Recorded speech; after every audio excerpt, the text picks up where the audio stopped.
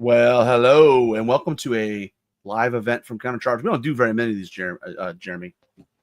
Yeah, not many, but we got a cool episode in store today for sure. I'm excited to Super excited. a deep dive. And we're joined by my very good partner in crime for the Kings of Memphis, my scorekeeper, which makes me feel a little dirty. The scorekeeper's playing in the event. But don't worry, for those that are watching, he's not going to win the event. I'm not going to give him a good paint score. Shenanigans. So he's going to go 5-0, and he won't even win Best General. Just saying. Call it here first. Probably right.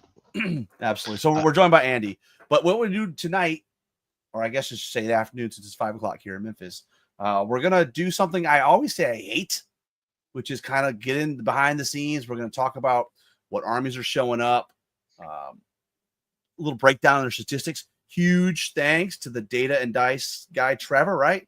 We're going to share some data. He reached out, did a whole lot of statistical analysis to tell us who the winner is, and gave us some objective statements about who he thinks is going to win, and it might surprise you. And don't worry, we will announce the matchups. We won't really we can maybe have some fun with it, but I'm not. This is not a 3-hour podcast, guys, where we're going to go through a deep dive discussion, because at the end of the day, we kind of already know who the better players are, and the lists are better. And I don't know, Jeremy, Andy. I mean, you guys have been on some of those, but like, it's fun, I guess, but it's tough. You want to try to make the matchup casts engaging, right? And not just I fast forward 35 minutes and listen to the 2 minutes where they talk about my match, but those are tough, because I think in matchup casts, when you stray away from that and you talk about more general, people miss, well, hey, I want to have you talk about what my army does. But yet when you do that, people are like fast forward. So it's one of those things. I don't think we've designed yet the ideal format for the army review. Well, no, we have. It's this one. Well, maybe this is the genesis of. We are the innovator of best practice. We're dropping our mic when we're done here. Everybody else will bow to this. No, I don't know. I think it's great. A community can kind of come together and figure out how they want to share their and there's some heavy hitters going to this event, and Masters is just around the corner, so it's curious to see. I can't wait.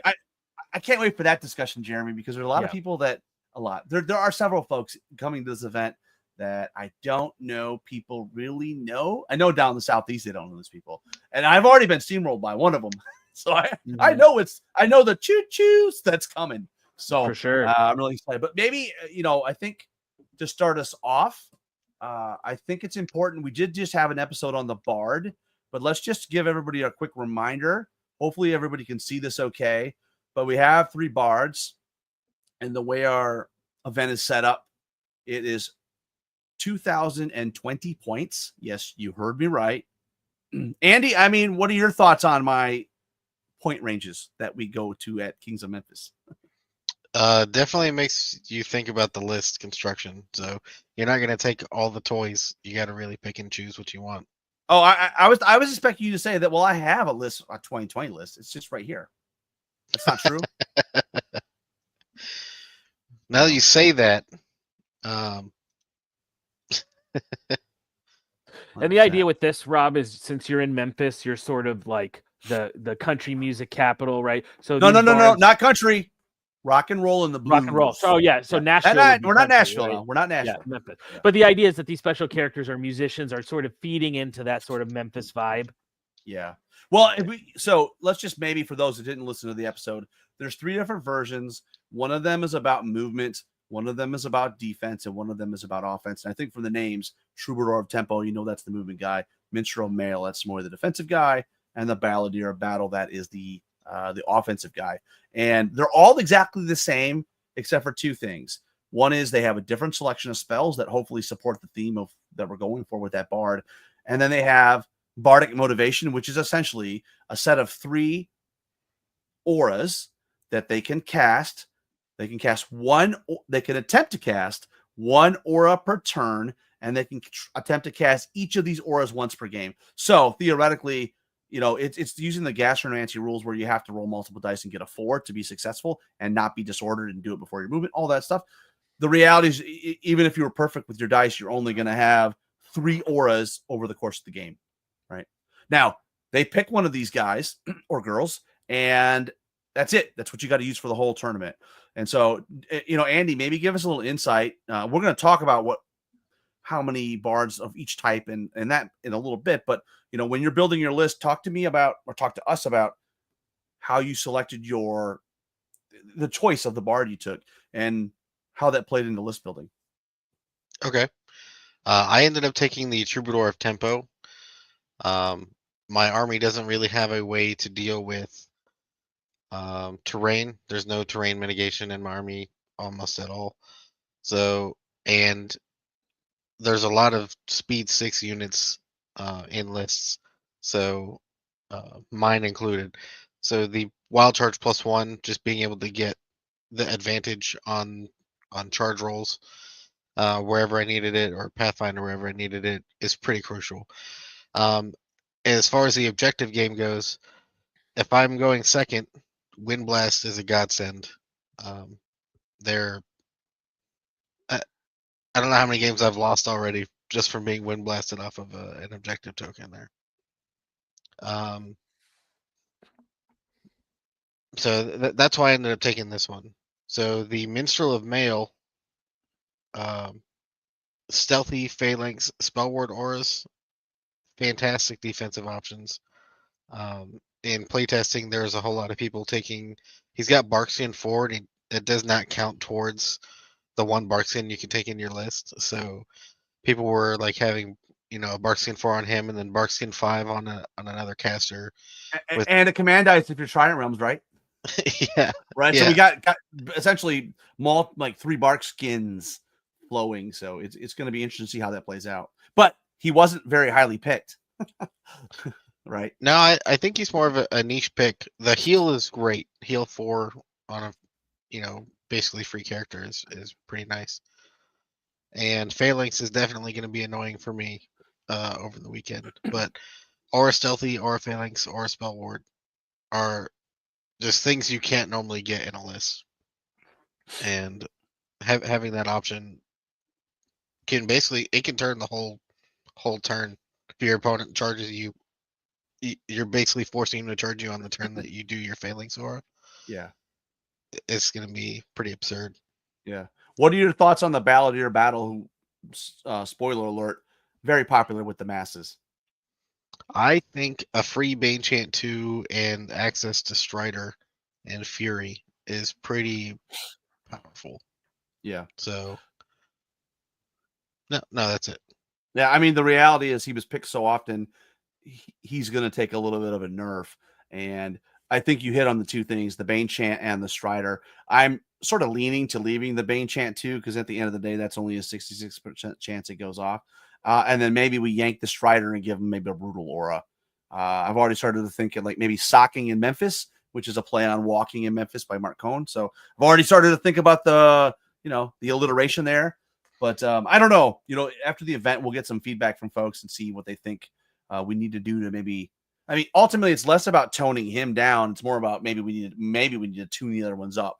But you said it best. That, hopefully they're all niche, right? Like hopefully they are so thematic in terms of this guy's definitely an offensive juggernaut versus a movement versus a defense, so that it's not a jack of all trades. And the Bane Chant is an interesting thing because everybody can use Bane Chant, right? Like Right.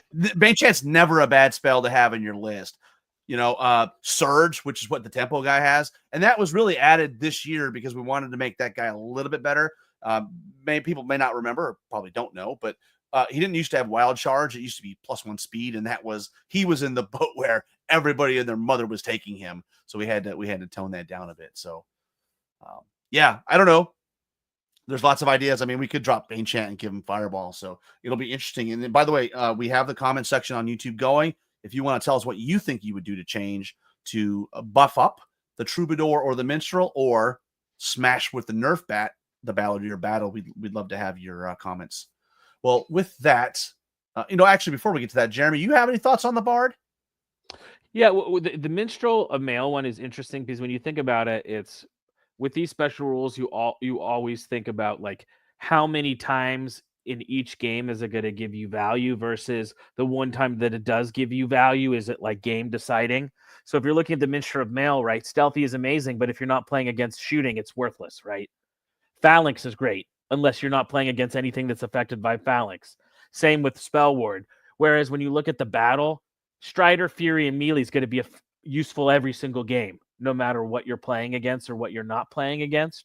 So maybe the situational ones, like the Minstrel of Male, you make them a little bit better because they're not going to be used effectively, probably in every game. Him especially, the tempo guy, Pathfinder, Wild Charge, and Nimble, probably going to be useful every game, at some point. But the defensive abilities of the Minstrel of Male, I kind of like the idea of maybe giving the Minstrel of the Male Alchemy's Curse, since he's master of defense, right? So he can use your own armor against you. So you I give like him that. something, maybe you I give like him that. something that's good to use in the times when there is no stealthy phalanx or spell piece. You could play a game where none of his auras mean anything, right?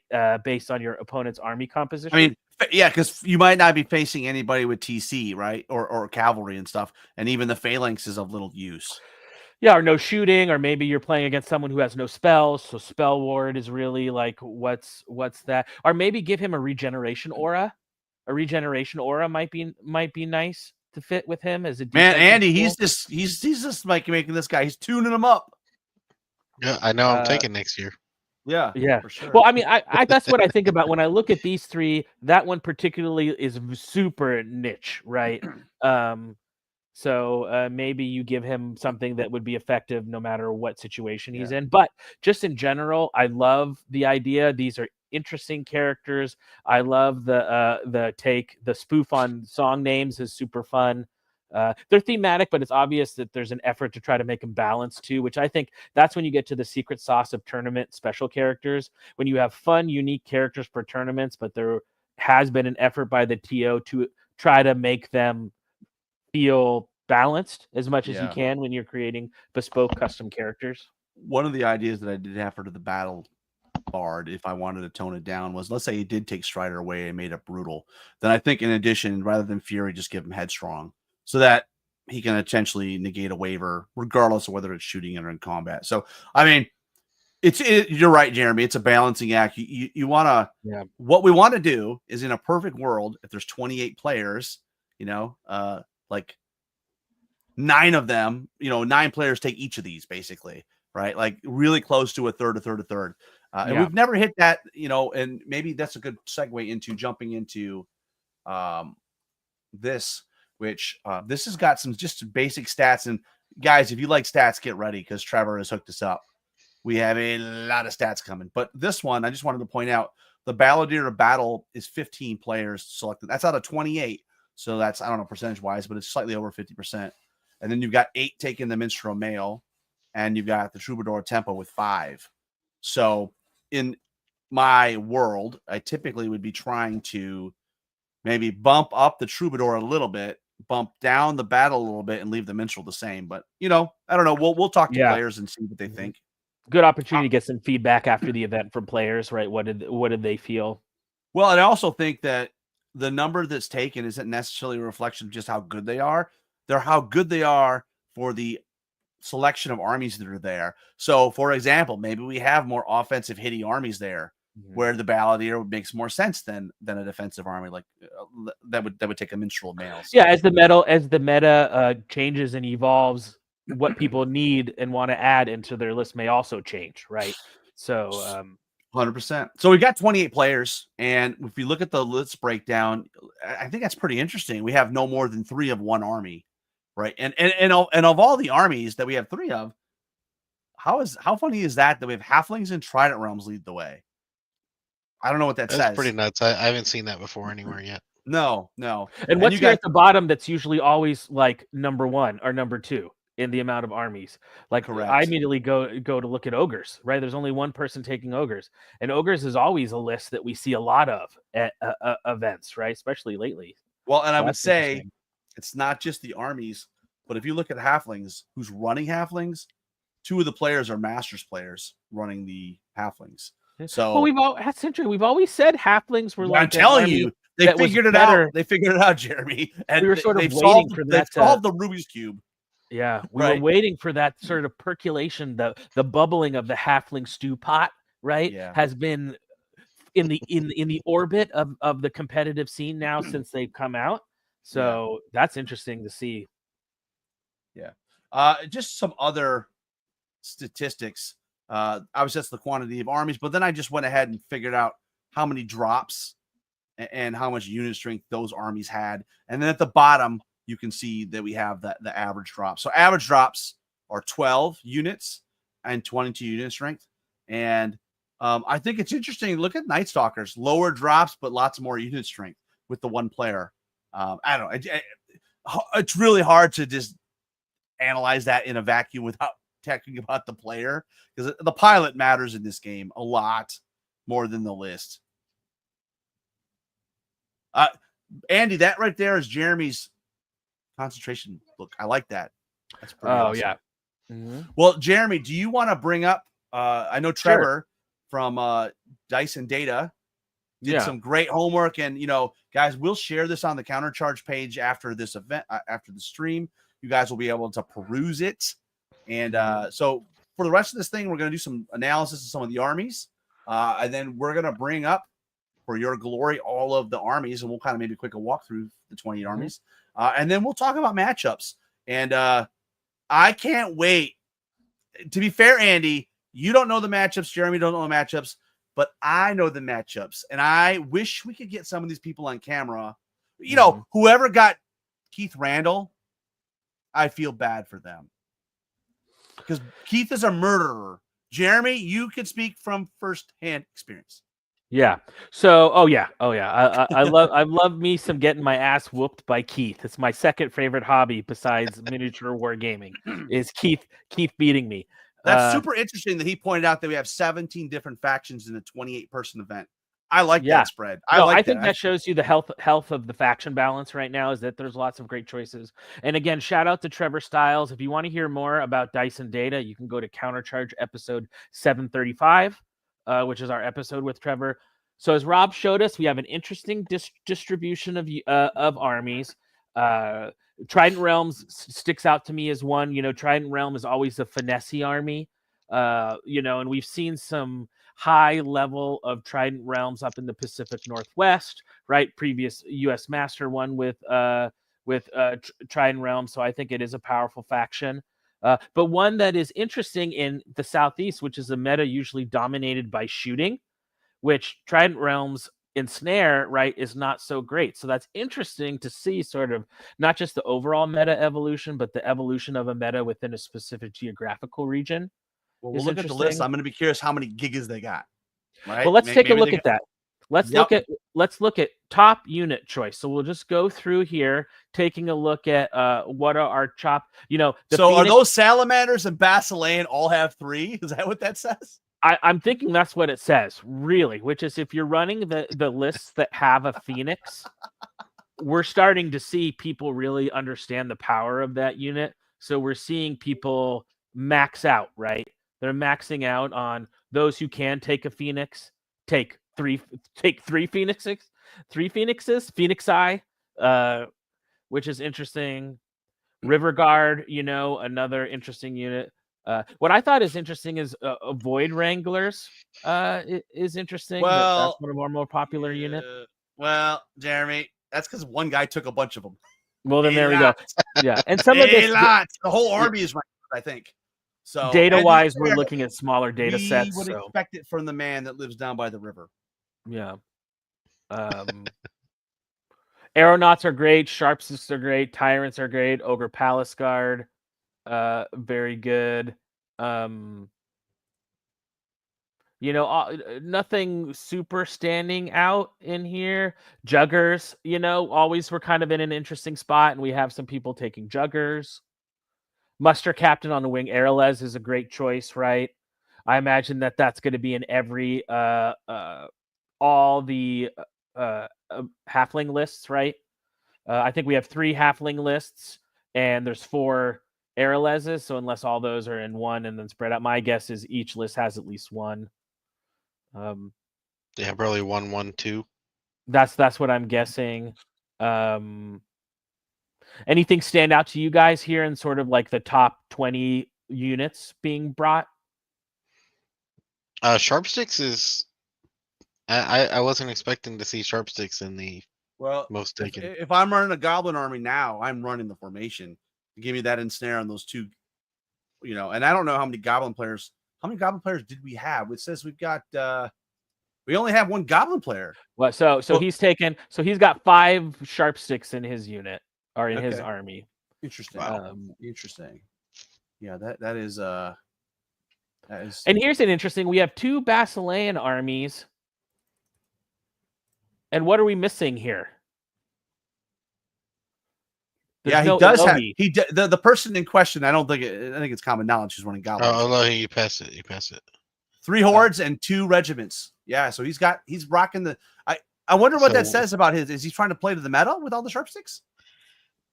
I don't know. The Alohi, we only have 1 unit of Alohi in the between 2 Basilean lists. And I wonder if with how much Ogre Palace Guard and how much Phoenixes, there has been a lot of talk lately about can a grindy melee version of Basileia that's not your traditional Lex or John Quayle flying Basilean lists, can Basilean lists built around the core of Phoenixes? Ogre Palace Guard builds are pretty popular. Ogre Palace Guard. Yeah. And that's kind of what we're seeing here is we're seeing maybe a little bit of a different, because Ogre Palace Guard were pretty high on the units taken, 5. So we're seeing within these 2 Basileans, we're seeing a little bit more of a melee grind type of build, which that's interesting. That's interesting to me. That's super interesting. Yeah. By the way, shout out. We got 11 people watching. That's great. I mean, we don't typically do a great job of planning these things in advance.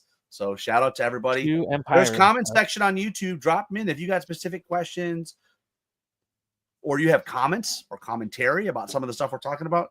Please share. Oh, we just dropped the 7. So something I just said dropped 4 people. So, all right, I better be quiet and let you. Again, this is interesting. We're seeing Paladin Foot Guard. We're seeing Paladin Knights, which I thought I was the only person in the history of world who ran. You're not special, Jeremy.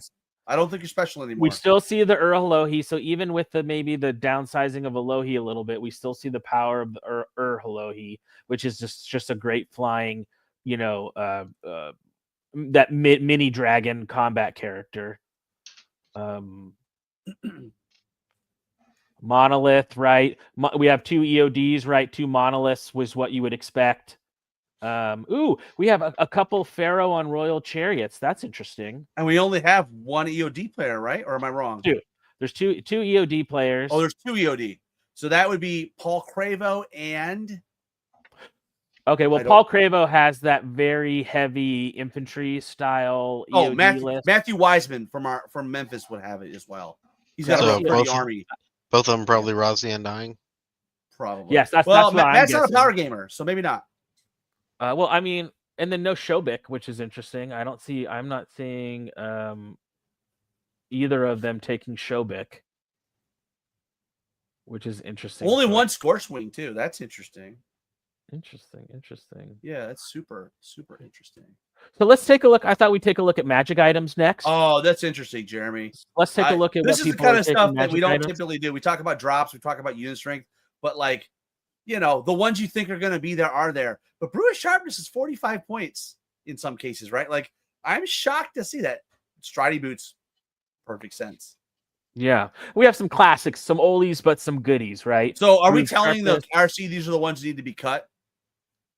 I think my philosophy is something can be good in a game, and you don't want everything in a game to be like, why do I even want to take it? So I'm okay with having good units and good items. Brew of Strength is a classic, right? Strider, Conjure Staff, Blade of Slashing is probably the most popular 5-point item for those mini dragons. What we should do? It'd be nice if they had the cost of the items next to it, so you can compare. Maybe the percentage of. Yeah, does he even know data? I mean, come on, Trevor. By the way, huge thanks to Trevor. He literally emailed me or contacted me on Discord this morning, and I said, "Hey, I know you probably don't have time. Here are the lists." And shout out to Trevor, because we had a couple folks that we will mock mercilessly in a minute because they didn't know how to read. Like I said, submit a PDF. They sent me a screenshot. And so Trevor did Herculean work to convert it to something he could analyze. So when I'm looking at these lists, I'm thinking about sort of two buckets of lists, right? When I think about magic items, you have your output bucket. So that is your brew of sharpness, your brew of strength. These are the items that directly affect your combat output, striding boots, right? Because you're no longer going to be hindered. And then I like to think of like the other bucket as your tech bucket, like your sacred horn, your periscope, your orb of towering presence, right? These are the ones that are affecting board states or game states. So it's interesting to see sort of the duality between picking those output bucket items and those board state tech items. Right. Like Orb of Towering Presence, I think, is a fantastic item. So, I mean, it's just so great of giving you that extra unit strength. Periscope can be good. I think probably after Blade of Slashing, Fire Oil is your second favorite, or in your top 3 favorite 5-point items of, hey, I got 5 points. What am I going to spend it on? That's a good one for that. Dragon Starred Shield. But I mean, this to me is all our familiar friends. There wasn't anything here that really was. Trickster's Wand at 4 apiece for that hex. You know, that's an interesting tech piece to add hex. If they just would have taken the Troubadour, you'd have hex for free. Exactly. Yeah. So that's another interesting when you have that special character dynamic who inherently have within them something that you kind of like to take in item form. You're getting it for free, right? But to me, in this top 3, I maybe would have put Brew of Strength as number 1. If you were to just ask me. It's a discount offensive one, right? It's 30 points for the big boy units versus 45. Yeah, what's your most likely offensive item to take? Brew of Strength is one of those. Sharpness, as I like sharpness and use it in different lists, but it is the most expensive of I'm gonna guess though that there's sharpness in every one of the Salamander lists. And we have, I think, 2 Salamander players that both are rocking Tyrants. So you probably have at least one of, I would assume 2 of those are on the Tyrants, one of the Tyrant hordes in the Salamander list. Trident Realms 2, they have some big units with from some of their Dam Busters that that fit sharpness. Yeah, those units that are melee 4 but have lots of attacks. Yep. Those take Brew of Sharpness really well, right? That style of you, like the 24 or whatever, but hits on 4 unit. So we could be like seeing a lot. Fiends. Exactly. You're exactly right, Andy. So we could be seeing Brew of Sharpness really popular here based on that hits on 4 style unit. Blessing of the Gods is another classic one. So some interesting to see that sort of duality between people taking offensive items and people taking items that that deal with board state. So here's a question for you. Does he have in the data there anything pertaining to how many lists did not take items? Let's take a list. Yes. So let's see what people spent on items. So this should be pretty zoom in a little bit more. That's a hard. I'm even having a hard time. So I'm sure at home they're having there it is. There it is. Okay. So let's take a look at items spent on items points. Okay. Well, look at this guy. Kevin Drury, 120 points for items. Jeez. So my guess is, and I'm curious, Andy, what you think. I tend to think the 50 to 75 point range for items or less is probably usually where you want to be. I think if you're going into the 100 plus points in items, you got to be doing that for a real specific reason, especially at a 2,000 point list. What or 2020? What's your thoughts on points in items? You can see it right here on line 9 there. 0. Yeah, you have 0, right? So your philosophy is very clear. Kevin Dury, let's look at our outliers, right? And also, when you get there, I'm happy to pull those lists up. So if when we're ready, do you want to talk about Kevin's and pull his list up? Yeah, so let's take a look at Kevin's. He's our one who spent the most on items at I'm going to go ahead and share points. the screen here at the stage. Okay. This is Kevin's list. It is Kevin's list.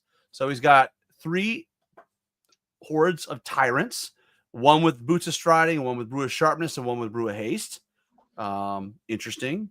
Could have saved some points by maybe going with the meat of madness on the brew of haste guy. Speaking exactly to what you said, Rob, which is tyrants take sharpness really well, right? 100%. So yeah. And then we've got Ember Sprites, which that's probably his chaff, right? They really block up well the then we got what do we got? He's only got 2 Phoenixes though. Pump up them rookie numbers. Do you even Phoenix, bro? No. That's the question. He does have one of them is ancient though. And then he's got a clan lord with the wings of honey maze. That's interesting. I don't think I've ever seen that. I mean, we've seen it with the Pharaoh and the Dwarf Lord, right? Yeah. Of the wings. But of this honey guy's maze defense 4 with the wings, right? Yeah, he took the same thing at TNT last year. Interesting. Yeah, and usually we see that. Really look now real quick. Defensive. What does effigy give us again? You would think as a player. I want to say it's like you get to reroll D3 dice that failed in damage. So it makes him more hitting, right? Thing. Like more consistent. Then he's got so this is what look at this though. Then he's got Rakawaz, the Pale Rider, and then he's got the formation with the Salamander Primes and then Golfili. I don't even know how do you pronounce that, dude? I'm gonna let Jeremy. I wish Matt was here. He's good at pronouncing stuff. Zolkifli? Okay, we'll go with that. Zolkifli, something around those lines, I would say. Yeah. So again, he's got 12 units, which I think is low, and 23 unit strength, a little bit low, but actually that's right around average. If I recall correctly, we scroll back here and we say this. Yeah, so 12 was the average drops and 22. So he's at average drops and 1 below or 1 above average unit strength. So that's interesting. So yeah. What do you guys think of this list? I will say, if I bring this over here, we did get some. So Trevor also gave me some commentary, and this was not one of the lists that he picked. So yeah. Well, I played against a 2,300 point version of this at TNT last year, and Kevin and I slugged it out, and I think we both had like 3 bottles left on the table at the end of the game. So there were no actual units left. Those tyrants, they are pretty punchy. And then our data master has also given some kind of overall criteria. So if you look at objective, movement, defense, and offense, so he's look rating. At this. John got a D for movement because he's playing dwarves. Dwarves, yeah. John, do you even know how to play this game? Come on. So we have Kevin coming in at a B in objective control, a B in movement, a B in defense, and which his offense potential, right, with those tyrants and all those offensive items is very high. The key is he's got to be able to in game, right, be able to deliver those tyrants to do the to get the damage, right? Yeah. So yeah. So that's interesting. Who else has spent a lot of points on items? Then everything else after that is sort of caps out at that 75 range, right? We got Josh at 70, Chris Goad at 75, Matthew Weissman at 65. 65, yeah. I still think it's interesting though. David Austin's got 5. Keith Randall only has 5 points in items. Maybe he's making maximum use. Let's take a look at Keith. Let's take a look at Keith's list. All right, I will pull it up. And one of the things I should have mentioned too, I should be bringing up too what bard they're using. That would be helpful. So when we talk about Kevin Drury, he's rocking the battle bard, and we're moving to who are we moving to, Jeremy? Who's next? Keith. Let's take a look All at right, so Keith Randall. Where is he on my list here? I'm looking. Keith the Killer Randall. Is that what we're calling him? I think that's right. He's got the Troubadour of Tempo. He picked the right one. Yeah. So now let's go. Let me find Keith's list here. He's in good company, right, Andy? Yeah. Yeah. All right. We'll go Control H and let's add that list. Here we go. Boom. Okay. Aerosmith. Now, this was hilarious last year, guys, and we mentioned it on the podcast that we talked about the bards. He brought Aerosmith, which it was Steven Tyler, basically. It was, Aerosmith, but spelled Arrow as opposed to Aero, right? But it was really great. And you know what? I like the fact that a guy that would be the first to admit he's probably not a hobby guy, try to be a hobby guy. I don't like that. And was a hobby guy. So we've got, Jeremy, you want to walk us through the list? So Keith, who's well known in the community of playing sort of a mixed arms elves, but I would say mixed arms slightly on the shooting skew. He's got slightly. two. I like how you were like slightly on the shooting. Well, there's been times where he's run Palace Guard, so I want to try to give and chariots. Yes, I want to give Keith credit where in the small, tiny amounts of space and time that he has deserved credit from me, I will try to give him so. But funny. we got 2 Gladestalker regiments. We got the Windborn, which is fantastic, which is the special Silver Breeze. He's got a unit of Gur Panthers, which is interesting. I don't think I've ever really seen him use Gur Panthers. He's got the so he's got the 2 Cav regiments of Silver Breeze, and then the Windborn. He's got Stormwind Cav, couple Stormwind Cav, which is great. With that Speed 9 Cav, 2 Forest Wardens. It's a dragon. This is interesting. So Keith usually will run Dracons, right? Yep. But he's kind of moved it more towards those Silver Breeze, skirmish shooting, and instead his punch is coming from his knights. So question, if Kyle with all his phalanx was zigging, is this Kyle zagging? And like no formation either, too. I mean, I say that he's got a lot of calves, so they're still going to take the phalanx punch. This is interesting. This is a little bit of still within Keith's wheelhouse, but and again, 11 drops here, guys, versus 12 is the average. With elves, right? Yeah, and 20 unit strength, which is 2 off of the average of 22 unit strength. So that's it's very fast. He took the tempo bard. Remember that? So so +1 wild charge here, guys. All these things are 21 charge or 22 charge. Well, so he's going to be able. Yeah, he's going to be able to control board space. You know what would be interesting, guys? List very well. Let's mix it up. So do we know who's he playing against? Does anybody know? I imagine you do. I do, and let me pull up that gentleman's list. Alert. Let's see here. Let me close his list. And are we ready? Oh, this person gave me a picture. Didn't give me a real list. But we'll do the best we can, guys. We'll zoom in. But you gotta have that, like, if you know this person, shame. I think you should shame this person. All right. And so, are we ready? Yes. So let's this take a is look Keith's at who's opponent, playing. and we joked about it, right? If you were, so here it is. It's Mr. Jeff Bodine from Memphis. Oh my goodness. On Chris, which I believe, if I recall correctly, he usually plays him in the 3rd round. So let's have the dance in the 1st round. And welcome to where our Ogre Palace Guards are. There you go. 5. That's all 5 of them right there. Yeah, there you go. Yeah, I'll zoom in a little bit, guys. This one's, like I said, Jeff was he's an engineer, but not technically savvy, so he didn't give me a PDF. This is interesting. It is interesting. Let's. What board did he take? That's a great question. Let me see. Let me. I should probably pull it up on my screen over here so I can just have it. That'll probably be the smarter move. So he has the Minstrel of Mail, so he is the defensive bard. It's gonna be that phalanx turn is gonna be on point for him against all that cavalry. Correct. Gosh, there's so many lists, guys. I'm like, where did he go? Here's Jeff, John Blakemore. Too many J's in this list here. Did I lose him? Maybe I lost him. Did I close it? Let's see. Oh, there he is, Jeff Bodine. Sorry, guys. Technical. So I'm the one with technical difficulties. So yeah, let's look at this list. Let's scroll through this. So we got a bunch. He's got one of Aloha, which I like, with the Wine of Elvenkind. So he's nimble, right? That's pretty cool. And he's got Ogre Palace Guard. Here's 2 more of the Phoenixes. Kevin had 2 of them. And then now we've got 2 more Phoenixes, an Abyss, Samacris.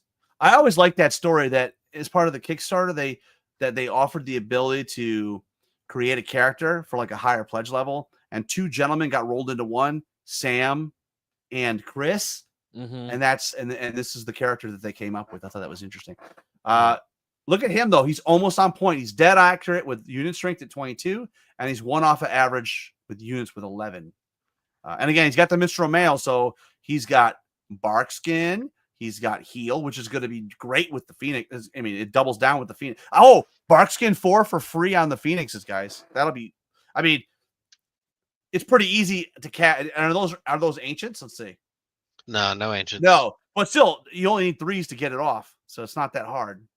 They're good targets for it. Yeah, I mean, this is going to be an interesting list. I think if Keith goes first, that's a big advantage. See, the thing when you're playing against mobile shooting that outranges you at speed 6, Devlin has joined it here. I didn't catch his comment. It was a few minutes ago. Oh, 2 minutes late, but shame. Oh, don't worry. You know what? With that queue, should we switch gears and maybe bring up Devlin's list? What do we think? I would just finish. Just one interesting takeaway. And having played Basileans against Keith's lists a bunch of times, Basilean, a lot of their powers in Iron Resolve, heal, especially since Jeff is taking the heal character. But 15-17, Keith has enough shooting to just kill those units. But he does have Iron Resolve and all that stuff, right? That's what I'm saying. So that's going to be interesting. Can Keith get enough damage where all that defensive tech doesn't matter? Because he's picking one unit, removing that unit. Picking one unit, removing that unit. So this is going to be an interesting matchup for sure. Well, do you want to bring the sheep back up? I'm sorry, Andy. Go ahead, Andy. I was just saying, I agree with Jeremy there. So he does have the Bard giving Aura Stealthy, and then Aura Phalanx when Keith is trying to charge him, and Heal 19, and Radiance of Life from Samacris. It's a lot. So it is super defensive and grindy Tough nut list. To crack. And the last time they played, they played a few times, right? And I know Jeff beat him at least once. Yeah, I believe Jeff is 2-1 against Keith Randall. So that would be the opposite of a Mr. Jeremy Duvall or Mr. Rob Finoff. Yes. Mm-hmm. I think I'm 0-5 or something like that. Well, Jeremy, do you want to bring the sheet back up and maybe we can chat about? And while you're doing that, we did talk about Kevin Drury's list, and I'm going to bring up who his opponent is going to be. Where is Kevin at? He's at okay. So Kevin is playing Mr. David Austin out of East Tennessee with Halflings. And let me pull up David's list. We can maybe scrub that and then. All right. So I'm going to just share real quick David's list. This is Keith's. And of course I dealt like a big dummy. I didn't look and see which. They're both using the battle. Really, guys, they're almost half the field's using the battle bard. So both of these guys in this battle is using the battle bard. So let me bring this up. So this is David Austin. I think he won Player's Choice last year. I recall for painting, right, Mr. Andy? Yeah, that's our gentleman from Knoxville. Correct. Super awesome army. It was so cool. Like he had clouds built into the aeronaut units and stuff. It was super cool. Nice. You guys want to walk through this list? This is Kevin Drury's opponent. Which there looks like some shooting here, guys. Right? Yeah, it looks like a horde of Salamander's tyrant hordes don't really want to see this. Yeah, a horde of halfling rifles, 2 Edge Grenadier regiments for the Brutal 3 or Brutal D3, Juggers Regiment, Wild Lancer Regiment, Wild Runners Regiment with black powder weapons, 3 Aeronaut Regiments. So lots of cavalry there. Muster Captain with sure-footed. There's your Strider. Yeah, there's 2 of them right there. You were right, Jeremy. So one of the guys did take 2 of them. And then the Sorcerer, which is a must-have. Yeah, and it looks just like a solid halflings list, Yeah. 13 drops and 23 unit strength, like one better in both cases off the average. So, well, Jeremy, we can turn back now if you want to bring the sheet up. Maybe we can find somebody else that we want to chat about. Sure, and then let's. I will share. And if you look at, we were just looking at David Austin. He's right here on line 12. He has some nice movement, some nice objective control. So let's take a look at some of the other heavy hitters. Let's take a look at Nathan Clevenger's Night Stalkers next. Nathan Clevenger. So he's playing the Balladeer to Battle, and his opponent is also playing the Balladeer of Battle. And this is an interesting matchup. I'll wait. We'll talk about his list first. But Why don't you bring up his I think list? they got an axe to grind against this guy. I think so. Do you want me to pull up his list? Share Nate. Let's take a look at Nate's list. Where the heck is there? It is, Mr. Clevenger. And while I'm pulling that up, I think Trevor had some interesting comments about Nathan. So that's the list. You guys want to take us through it? Okay, so we got 2 Bloodworm Legions, one with Hammer of Measured Force, which is always great on that big 40 attack body. Blessing of the Gods, another great choice for that. He's got a regiment of Reapers, 2 troops of Phantoms, 2 regiments of Shadowhounds, which are great. Soul Flayers, a Mind Screech with the Planner Apparition, a Horror with Vicious Meliora, Bane Chant, and then he got a Butcher Flesh Ripper. And he's taking which bard is he taking? The combat He's got the bard? battle bard. He's got the battle bard. Yeah, and I want to mention, that Trevor mentioned that he just commented that Nathan Clevenger he said Keith Randall and Nathan Clevenger have some filth as well. So he was commenting on that they're bringing the heat. Well, what Night Stalkers can give you, right, is really evident there in when we look at the how the unit strength relates to drops, right? Yeah, it's lower on the drop average. I think our drop average was 12. But it's higher on the unit strength average, which was 22. Which is really what Night Stalker allows you to do. A Night Stalker is one of those lists that you can really get a lot of unit strength out onto the board. So for scenario play, that's really strong. In a 2,000 point list, you have less tools. So sometimes those tar pit units are a little bit harder to kill. So those bloodworm units, I think, are going to be pretty good. Yeah, this is just a solid all around. I don't know. Night Stalkers are just tough. They're tough to fight against army, I think. So should we talk about who his opponent's going to be? It's going to be out of Southern Mississippi, coming up to fight the Alabama Kid, Mr. Chase Thompson. And Chase is bringing, I believe, Abyssal Dwarves. I looked at it's Abyssal Dwarves. He's got the ballad. That's interesting that he's using the Balladeer here. So I guess he just wants to have the Strider aura, maybe, and Bane Chant. I don't know. But one of you guys want to take us through his list? Sure. Looks like a regiment of Black Souls with Mastiffs, 2 regiments of Immortal Guards with the Crush 1 upgrade and throwing Mastiffs. He's gonna be throwing dogs at everybody. Gargoyle Troop, Slave Orc Gore Riders Regiment. You don't see those very often, so I like seeing them here. The Abyssal Half-Breed Regiment, 2 Mastiff Hunting Pack Regiments with throwing Mastiffs. So not only are his dwarves going to throw dogs, but his dogs are going to throw dogs. Yeah. He's got the Overmaster with Pipe to Terror. I like that unit a lot. Ironcaster with Fireball, Bane Chant, and Conjurer Staff.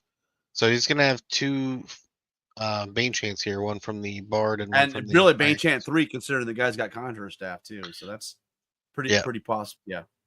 And then Hexcaster with Hex and Weakness and Edge Periscope. So I like the Periscope here. 5-point item. That makes it perfect. Yeah.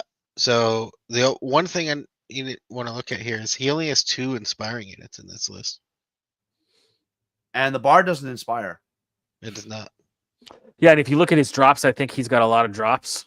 So that's going to be 15. How does he effectively and where does he effectively use his inspiring will be questions he's going to have to ask himself. What's Trevor say? Jeremy, you want to bring Trevor's list back up or his spreadsheet? Sure, that'd be interesting to see. Oh, we missed the one thing there on the list. You're right. We did scroll down. He's got the formation. Which, to be fair, I might be responsible for that. I was telling him that it's pretty good, right? It moves pretty quick. And that's why he's taking the battle, because he gets the +1 wild charge that stacks. So those guys are super, super fast. Okay, so for Chase, he's got an A in objective, a C in movement, which is not shocking when we look at some dwarf players, right? B+ in defense, B+ in offense, 15 total units, 11 scoring units. I think here the power in defense is looking at how many units and where your power in defense is set. He does have a high average nerve pool, which is interesting when you think about looking at what an army's total nerve pool is. He's looking at a 211, which is, as you can tell by the color coded, the more green it is, the higher it is in comparison to the other armies. So he does have, with that higher amount of drops, what you would expect, a higher nerve pool to chew through. So it's going to be an interesting matchup for sure. And shout out to Chase. He obviously won the table like 2 years ago, and I finally got it just about done. So he will be playing Mr. Nathan Clevenger on the cave table. I call it cave because it's the mat we're using, but really it's a dwarven mountain fortress that's been besieged, and the Abyssal Dwarves have taken it. And on the outside of that forest is a lot of battlefield debris, busted up war engines, poisonous clouds. You know, whatever the Abyssal Dwarves touch, they tarnish very badly. Yeah, so Chase has more drops than Nathan, but Nathan's average speed is 7.5 versus Chase's average speed of 6.1. So Nathan has the speed advantage. So usually if you're outspeeded but you have more drops, you really have to effectively use those drops to block frontages or deny multi-charges, or any dwarf player. I don't know what you think, Andy, is you really have to set your line up effectively when you're dealing with someone who has more speed than you. Is you got to be able to take that initial charge and have counterattacks set up. Yeah, you've got to be really good at the geometry of your formation, like really understand it well, I think, to play the slower armies. Yeah, understanding the geometry, I think, is a perfect way to talk about it. Is you have to understand where things can fit and where they cannot fit, and you have to use that to your advantage. Because the last thing you want to do is let Nathan charge you with multiple things. I mean, he's got stuff that hits really hard. So you got to, because when you look at Nathan, his offense is coming in at a B+, right? When you're looking at his offensive power of his list. And we haven't even mentioned the fact that we're playing with command dice, guys. So, you got to take that into consideration, because some of the armies, I mean, Night Stalkers have access to ferocious charge, right? Yeah, let's take a look at threat ranges. This is interesting. So looking at damages versus threat. So we were just looking at Chase Thompson. So really, he does not, his best damage output is at that range 16. Yeah, well, he's got a lot of 14-inch and then the dogs, right? Did he have decimators? He didn't have decimators. No. So it's just the dogs. Whereas Nathan is looking at more a spread, right? He has a little bit more damage at the different different threat ranges, which is interesting. And then I love it. Range 8. Who would you imagine has the most damage output at range 8, which is like our John Blakemore, our good old dwarf player. We should probably, that might be a good segue. Let's talk about John. Okay, let's take a look at his list. Is playing dwarves. He's got the Minstrel of Bale.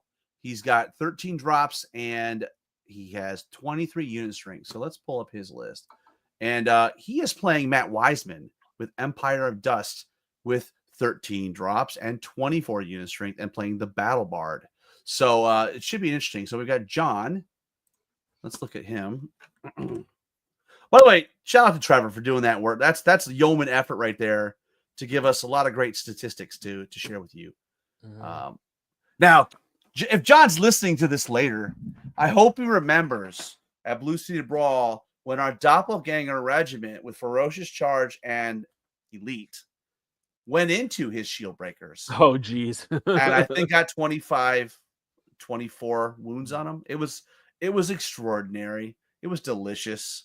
It was tasty. Andy wasn't around. Andy was even his own feast, but it was great. So you want to take us through the list? Yeah, let's take a look at his list. So he's got a horde of shield breakers. He's got a regiment of rifles with towering presence, which is nice. I like that combo. Sit back on an objective, a little extra unit strength. That gets them to unit strength 4, which is like pretty solid. 3 troops of sharpshooters, which are great. He's got a steel behemoth, upgraded the Gollux Fury, a stone priest with Bane Chant, Mind Fog, Scorched Earth, the Radiance of Life, and Conjuring Staff. He's got a Warsmith with Axe of the Giant Slayer, and That's interesting. Yeah, that's interesting. Yeah, so I mean, he's got standing that back by the war aura. engines, but yeah, Yeah, he's got the elite Warsmith and Iron Watch. He's got a Juggernaut, and then he's got the Royal Guard formation, which is super good. So to me, this feels like a solid infantry style dwarf list, right? You got a little bit of shooting, you got really tough, high value melee units. It's just slow. Yeah, and he's facing off against another slow army though, with Mr. Matthew Wiseman with Empire of Dust, who's a reminder is taking the Battle Bard. So yeah. So he's got 2 hordes of spearmen, which I mean, and we're gonna see why he has that here in a minute. We got 2 all with caskets. He's got 2 mummy regiments. Mummies are amazing. He's got some Deadeye crossbows, skeleton warrior regiment with the hand cannons, swarm. He's got a soul stare monolith, Pharaoh, which is I'm guessing is upgraded to. Oh, sorry. Let me get down there for you guys can see that. Oh no, he's got a Pharaoh. Oh no, he just has the Pharaoh with the wings of Honey Maze and Shadow Beast. Great combination. And then he's got a standard bearer. A question: does he know that they've changed it so it's skeleton infantry only? His mummies are not going to get that anymore. Well, I mean, he does have those 2 hordes of skeletons spears. Yeah. Usually, when people take the hordes of skeleton spears, they take the Raz. So that was interesting to see that not in this list. Yeah. Well, what's he got down here? He's got something. Unless I'm missing something. No. So he's got regiment. So yeah, right here he's got. Wait, I'm going to. All right. So mummies. He's got the Deadeye crossbows. Yeah. He's got. So that's interesting. I know Andy's a fan of those guys. Skeleton warriors. Yep. Desert Swarm, Soul Snare, Monolith, and then the 120 points is pretty is cheap, right? 100%. That's like a nice cheap unit that can do something. I guess that's it. 13 drops, 24 unit strength, so just a little bit over both. Where again, average drops was 12. No, restore ancient glory once per turn after completing. Oh, okay, that's it. So it is the Raz. It is Raz, yeah, 9. Yes. You got it. I was just gonna say so that's he gets to have their melee value.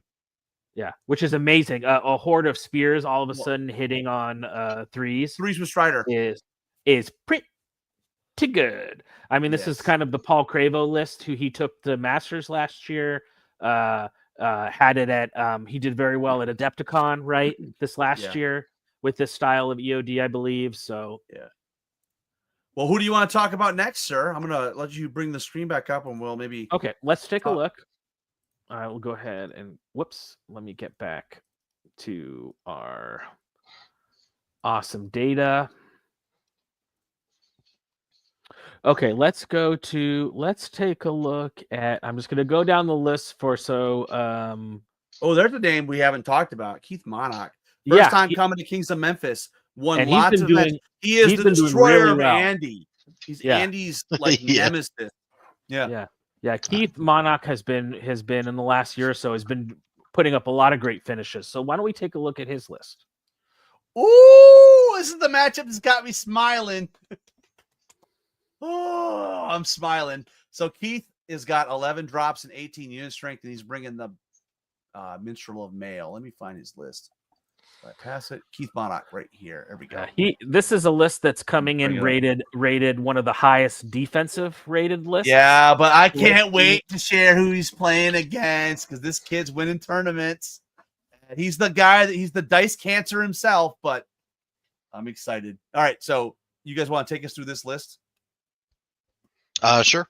2 Gargoyles troops, Lesser Obsidian Golem Horde with Charnox, 2 Abyssal Half-Breed regiments with items, 1 with Blessing of the Gods for Elite, 1 Helm of the Drunken Ram for an extra Thunder's Charge, Abyssal Grotesque Horde, the Infernoc,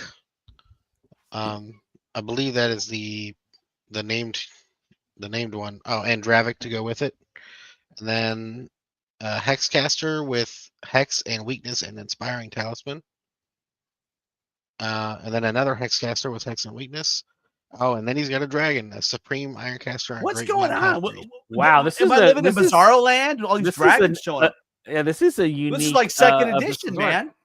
He's got the Novocaine. Shout out to Jesse. Miss you every day, buddy. Yeah. He's got a guy. I mean, I haven't counted on my hands how many times I played against Abyssal Dwarves with a winged half breed, and that on a Supreme Ironcaster. That could be based on who I play, but I can't say I've seen that much. Yeah. Well, you just want to know who he's playing against. So this guy, he's got 12 drops and 20 unit strength, and is playing with the Balladeer of Battle. And let me see if I can find this guy's list. I'm super 11 excited. drops, 18 unit strength. That's he's got to get work done by his by his army. All right, where is this guy? Is he here somewhere? I thought I saw him. We got too many lists, guys. I'm struggling to find this dumb list here. It's here somewhere. Maybe I don't have it open. Maybe I closed it already. Let's see. I don't see it. All right. Well, I guess I'll have to let me come offline. I must have dropped it off or something. Let's see. All right. Army list. Apologize for the technical. There we go. All right. Here we go. Are we ready? Yeah. Let's take a look. All right. It is going to be our favorite Memphis son, Mr. Devlin Smith, with his halflings. Okay, I'll read Devlin's list. Perfect. And so Devlin should be in the chat, so I can't wait to hear what he thinks about playing Keith in the first round. Well, and this is like, I feel like in the last 3 years we have Devlin 2.0. He doesn't. The dice don't fail him anymore. Yeah, he doesn't F around anymore. There was old school like EOD Devlin where he'd be all like, I just want to drink and stick my fingers in people's body parts without their permission. Just doing all that. Sounds like there's a story there. There is that. I'm still. He owes me money for the therapy that I had to go through to get past that moment in my life. But as you can say, Devlin really grew as a player from his EOD, and then he was playing his with Order of the Green Lady, right, for a little bit. Some other. I mean, really growing as a player, experimenting with new factions. So he has a horde of stalwarts with the heroes of Hodenberg, which is a great unit. 2 poachers, which these are the Tom Annis special. Tom Annis just went from 6 to midnight looking at those poachers. He's got a horde of forest trolls with healing brew, which is nice. 2 aeronauts, 2 harvesters, which are great. Big shield. You stick them in front of the stuff that you don't want to have to deal with. He's got an engineer with Radiance of Life, Tinkers, Gadgets, and Gizmos, Shroud of the Saint. I'm guessing he's giving the Gadget and Gizmos to the Hodenborg horde. He's also got an extra red die there, too, so he's going to have 3 red die so far. Oh, and he's got another one on the Gunnery Sergeant. So he's got 5. This guy's going command dice heavy. I'm wondering if that's what he's making that unit tinker, so his big horde of elite meat can get all the benefits of Gadgets and Gizmos. He's got a Gunnery Sergeant on a troll. Yeah, Gadgets goes to stalwarts. That makes sense to me. Yeah, that's I like that a lot. It makes that unit be affected by Radiance of Life and Wild Charge. They get Wild Charge, which makes that unit real hitty. And he's got the double captain on, which a lot of people used to take 3. 2 might be the secret sauce here, especially at 2200. No, 2020. Oh, sorry, 2020. Oh God, your points, Rob. They make my brain melt out of my ears. If I could do an odd number, I would, but I can't. I got to give it to him at least in groups of 5. I love this list. I think it's I love. Well, I've always been a huge advocate for halflings. I played against them a lot on UB. I think they've always been an underrated faction. So, is this a Mantic halfling army, Devlin? I don't know if I've ever seen. Okay, cool. Yeah. So where do I go next? Who and Devlin is playing. The Abyssal Dwarf list we just looked at. So guys, both guys interesting. Yeah, 2 guys that have won events in the Southeast, both Masters players. So yeah, it's cool, man. Okay, yeah, Devlin. He likes stealing all your dice, Juju. Yeah, it used to be he was the cancer. Now he's the recipient. Oh, Right. so him and Mark Cox have been hanging out with each other, Exactly. sharing their dice. Well, who do you want to look at next, guys? Okay, so let's look down this list. Who is You don't know some of these guys, do you? sticking out to me? Well, I'm guessing Dan Kamek is bringing his. What is some of this going to be elements from your no, team? there's nothing. It's all brand new. This It's is all mostly- brand new. It's Okay. Mantic, and he's the favorite to win Best Painted because the shit is fresh. Yeah, great Yeah, hobbyist. Let's take a look at what George. Hey, I live in a van down by the, or live in an RV down by the river. Let's take a look. So at, George O'Connell is new and rocking improved George Connell. Let's take a look Twilight at Kin. what he's bringing. He's got Twilight Kin with the Balladeer of Battle. Let's pull up his list. Where's that here? George O'Connell. Cool. Let me hit this. And he's part of Keith Monai's club, the Hellfire Club. So Okay. here it is. So we talked about Void Wranglers. They're all here. So here we got them. And I think Void Wranglers are an interesting unit. I played them at the Naughty or Nice team tournament in Texas one year when I brought my Twilight Kin. They are a very interesting unit. They're the one who have close in range shooting that if you damage, you can disorder, which can be really powerful. Though you're still dealing with 14, 16 defense 4, right? It was all Twilight Kin. They're pretty glass cannony. So he's got 1, 2, 3, 4, 5, 6 of those. You want to scroll down? Sorry. I was looking at Trevor. He does say that this guy's got some filth. Yes. So. Well, Soul Flayers are amazing. Brew of Sharpness, boots. Yeah. Soul Flayers are so good at hanging in the middle of your line, right? And they're looking to charge like this, right? They don't want to charge in the front. They want to have deceptively wide front arcs so that they can flank charge. And since they're height 4, they can see what they can see, right? It's very difficult to guard against multiple cross-section charging on Soul Flayers. So very good stuff. He's got Summoner Crones, one with Conjurer Staff, one with Boots. I like though it's pretty offensive with Alchemist Curse, Blood Boil, and Thrall. He's got a lot of stuff there. And I think I mentioned he's got the Balladeer of Battle, and his opponent also has the battle made. Now, Andy, remind me, Blessing of the Gods, does that, I don't know if that works on Alchemist Curse, right? Since it's a one only spell. So Blessing of the Gods does work because it just flat out gives you elite. So Conjurer Staff doesn't work for Alchemist Curse, but Blessing of the Gods. Gotcha. Okay, I knew that there was that distinction, right? Okay. Because it's not like elite spells. So technically, he's got 4 Summoner Crones because he got Lathiel too, right? Oh well, she's fantastic. You know. All and then what has he got? He got Bane Chant and Thrall. Oh, so he has got a lot of board control with. That's a lot of Enthrall. That's like he's going to need it with only 13 drops and 18 unit strength. Yeah, 22 Enthrall. So I'm curious, guys, what would be the army that he wouldn't want to face? Is something that jumps out at you that might be able to? I don't know, because I've never seen Void Wrangler spam. I know Andy has a lot of experience with Twilight Kin. What do you think? Well, Andy? he's not that guy. He's not going to take Void Wranglers. He you know. There you go. I did practice with them. I think the Goblin Army maybe. He outranges the charges with his shooting. However, I would say he doesn't want a fast moving army that hits hard. I would say something that can kill those Void Ringers straight up. Yeah, 14-16 defense 4 is, they will fall to a stiff wind. So the problem with his list that I'm seeing right now is he's got 18 unit strength? Yeah, 18 unit strength. And 11 drops, 13 drops. Yeah. Which so he's actually got one more drop.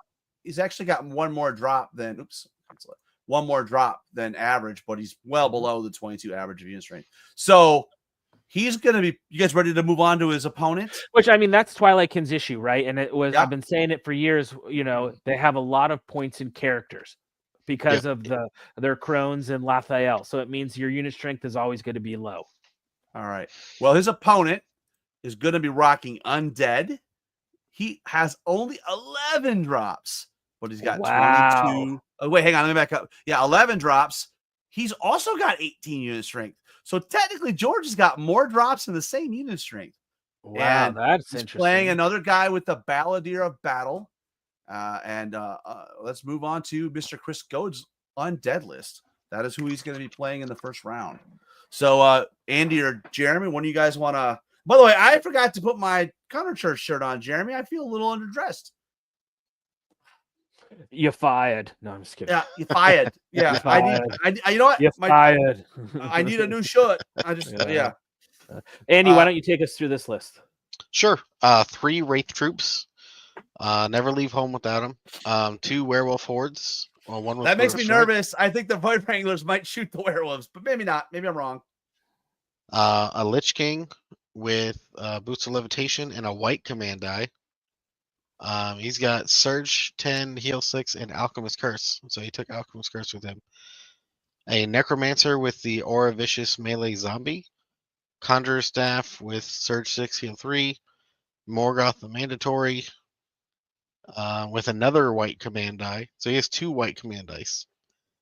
And then the formation. So the 2 zombie legions and the Gore Phalanx. They do. And Iron Resolve.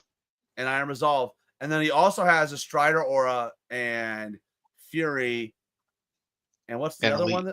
And Elite, yeah, in combat. So, oh no, that's going to be a hard nut to crack. Actually, Andy, refresh my memory. How did Go do at the last event that we just had here? He won the event. Oh, okay. Yes. Yeah. Was he playing this or was he playing something else? He was playing this. Okay. Yeah. So yeah, he also he does not run double bar skin anymore, Devlin. This has some elements of like an old school undead list, right? It's got the Wraith troops, it's got werewolves. No whites. No, he's got werewolves, bro. That's what I'm saying. It's kind of like an werewolf anymore? It's like an old school Time Machine list with a few new things. I'm going to call it right here. As long as George is not able to get under Goad's skin, I think Goad's got a good chance. I think he has a lot of healing between the Drain Life and the heal to take care, like withstand the shooting. I don't think he's going to be able to chew through the zombie legions. Yes. But I will say this. I will say this. I doubted George at his last tournament when I did a matchup cast, so I'm not going to doubt him again. Mm-hmm. I think he still has a shot of winning.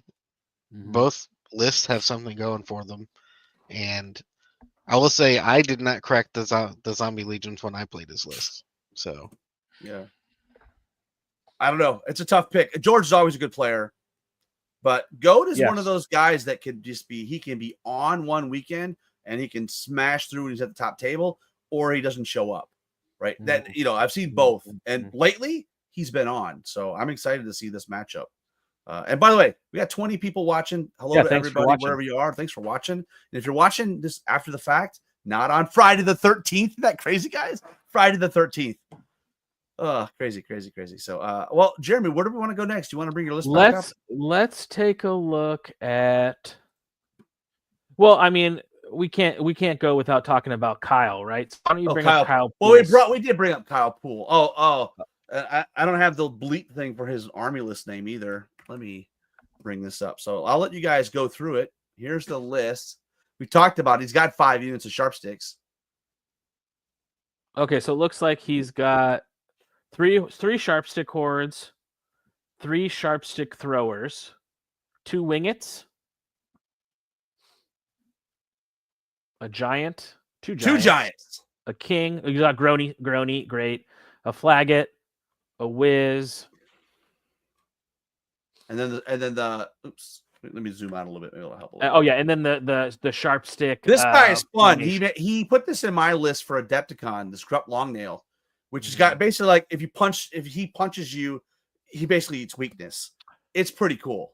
Yeah, this is a lot like the list because we played at Adepticon, Rob. Well, did I play or did I just pick up my models as you shot me off the table? You know, that is true. You tried to you were a gentleman and a scholar. Luggets, Luggett baseball bats only go so far if they can get across. Yeah, this is like the list you had, but without the Luggets to get it down to the 2020 points. I didn't have the two giants. I had. And the Giants. I had a lot more. I had a bunch of Luggets. But yeah, that's an interesting list. 17 unit strength and 20. I'm sorry, 20 unit strength and 17 units. That feels a little light for the meta trash king, but maybe I'm wrong. Well, he's taken, he's got some Giants in there, some other things that take points. Who's he playing in the first round? He is playing Mr. Mark Burr with. Okay, let's take a look at his list. That's fine. Let me close his list. Right, so that's Trident Realms with. He's got some shooting, but this is like I heard Jeff Swan stir. He said depth horror. Depth horror. Now shout out to Mark. He's out of the Central Arkansas area. He's actually bringing another guy this time, Mr. Jason Johnson. And Mark's a great guy. He's been at, I think he's been at every one of these events. Pretty sure he's been at every one. And I think he may even went to Lone Wolf this year. So maybe Devlin can confirm that Mr. Mark Burr made it to Lone Wolf or didn't. But you guys want to take us through the list? Go for it, Andy. Take us through his list. Okay. 4 hordes of depth horrors. A regiment of ocean-born Naiad Worm Riders with Meat of Madness. That's an interesting choice that you don't see very much, but the height 4 means you can put him behind the hill, and if he has something to sit in front, like you can't charge him because you can block it out. It's just that 13-15 of defense. I know. It makes my butthole But you know what? Right up. They look great. Hey, Jeremy, those of us that do hobby, and want to bring cool armies, and it's not. I don't do anything, nothing of that. I understand. Winning is not a theme, Jeremy. Okay. Jeez, he's got a Knucker, a Coral Giant with Slayer. It looks like a Kraken with the upgrade. We gotta ask Mark what's Kraken. This sounds like a great pun. Yep, a Thule Aquamage with Rising Tides. I don't remember what that one does. Let's look. And then here, Rising Tides is probably in the spell section, right? Where is Rising Tides? I don't see it. Oh, Rising Tides is the special command, maybe, or something. What is that? Where are we looking at that? We're Rising Tides right here. Cool Aquamage. I didn't see it listed. I don't see it, Nimble. All right. Shout out to the audience if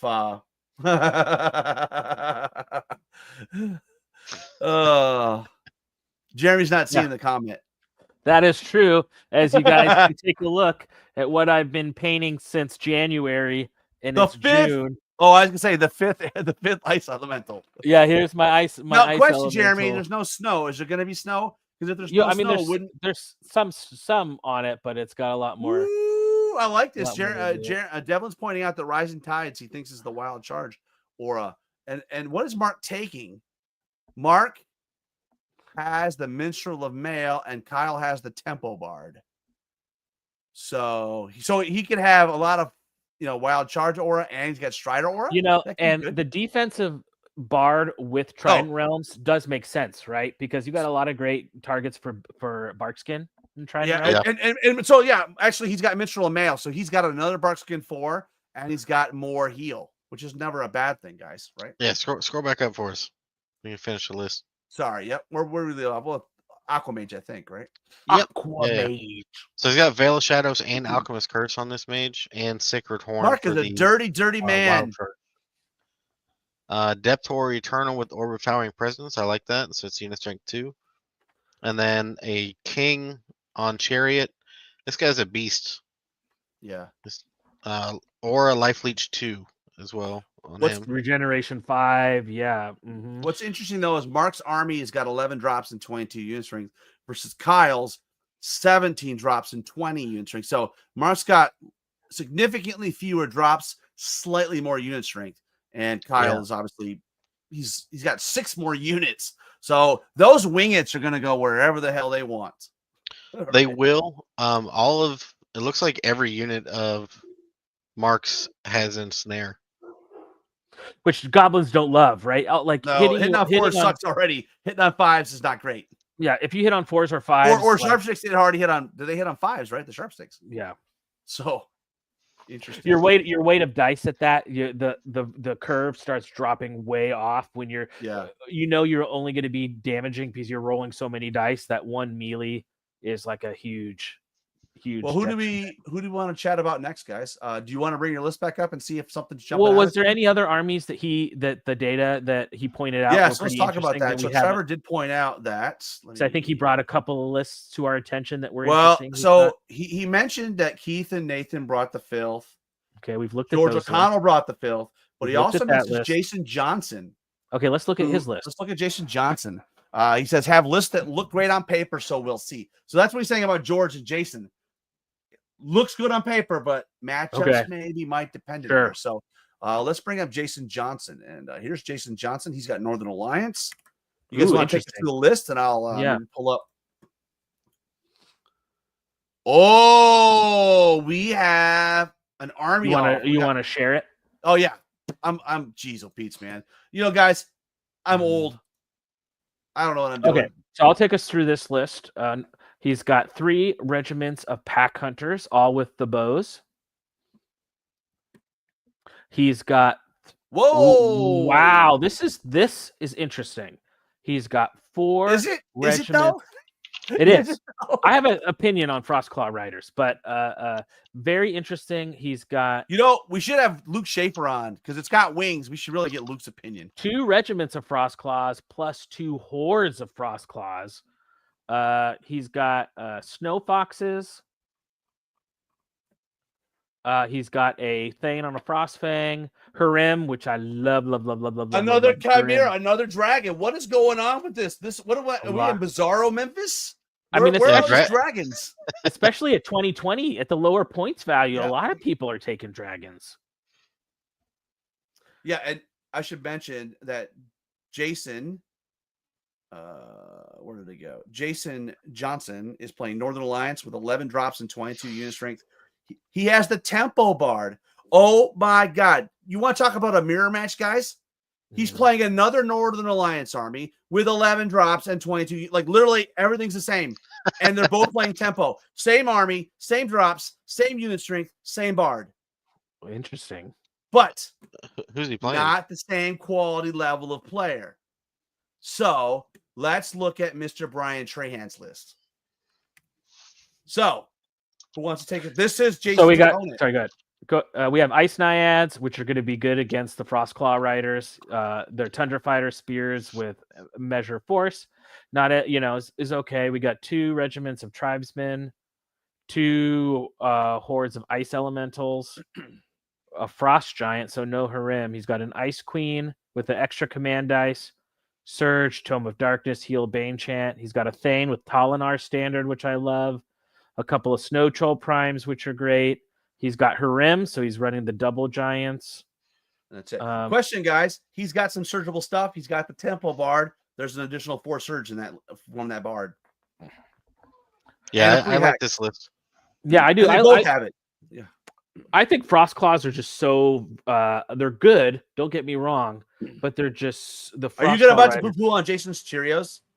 No, they're just so paper thin when it comes to their defensive abilities. That if he's not using them right, I mean, there's a lot of shooting in this. This is one of those lists that has a deceptive amount of shooting. Well, I there's think a lot of shooting. Whole stick, Brian's stick is obviously he's got the nice robust center with the Naiads, but then the Ice Elementals, as you would attest, Jeremy, can do some serious damage. Yeah, and he's got 2 sources of surge, right? Yeah, and then he's got the Frost. I mean, he's going to have a part of his battle line that to get within 18 inches to be shot at, right? If you're within 18 inches to get shot at, you're going to be within a move and an Ice Elemental shoot, right? So if he gets within close, the next turn he's going to have to take Ice Elemental shots, which Ice Elementals want to be shooting at defense for things. And then those Ice Naiads are just like, charge me, bro. Please charge me with your Frostclaw Riders. I'll sit here all day long. Yep. So this could be an interesting matchup. Well, where do you guys want to? I like this. I was just saying, I like this list a lot. The Ice Elementals are going to make it hard for that Chimera to flank too. Yeah, good point. Good point. Well, where do we go next, guys? Sorry. You know what? He's here. We should probably just talk about Mr. Andy Patton. And I should mention, one of the difficulties with matchups, even though they're random, like we have to take into account where people are from. And a overwhelming majority of the players are from Memphis or Central. Well, I say Nashville, right? So there's a lot of people. So it was hard. So obviously, Andy, I'm just telling you in advance that you're taking the hit. You're playing another local player. You're the only guy I think that's playing a local player, which I don't know if I should congratulate you or not, because a lot of times if you've played the same person and if you're winning, then it's their turn to beat you and they catch you off, or vice versa if you've had a poor record against them. But let me pull up Mr. Andy Patton's list. And Jeremy, I would love first of all, Jeremy, would you pull up the spreadsheet so we can see what Trevor thought of Andy's list? Okay, let's take a look at where Andy rated in our sort of score. And while you're bringing it up, let me mention that Andy Patton is playing the Tempo Bard, and his opponent is playing Undead with the Battle Bard. So interesting. And they're really close on drops. Andy edges them out by 3 with unit strength. So interesting. I'm excited to So what did the experts say? Looks like Andy's just he's doing okay. He's getting B's in objective. Well, this is definitely not high school because it wouldn't be B's, right, Andy? Yeah. in offense on paper, and this is on paper against other units, his offense is rated as a C, just in raw offensive power. His power concentration is sort of spread out mediocrely. Average speed is at 6.9, so it is a little bit of one of the faster lists. He's got 5 nimble. His average defense is 4.5. Trevor pointed out that maybe we got a typo, but don't worry, Trevor. You this Herculean effort that you gave us far exceeds any one typo. And trust me, I guarantee you that some of my calculations have lots and lots of typos. Nerf pool is low. But why don't we take a lot of white and red here? Yeah. Why don't we take and Trevor, I need to talk to you about doing this for all the masters lists. So and best of the rest. Yeah, so best of the list. So I will be reaching out for you to you. But let's take a look at Andy's list. All right, here we go. So before we start, Andy, how many armies have you painted for Kings of War? That you painted? Full armies that I painted. 1. Correct. 1. So this is your second army, basically? Yes.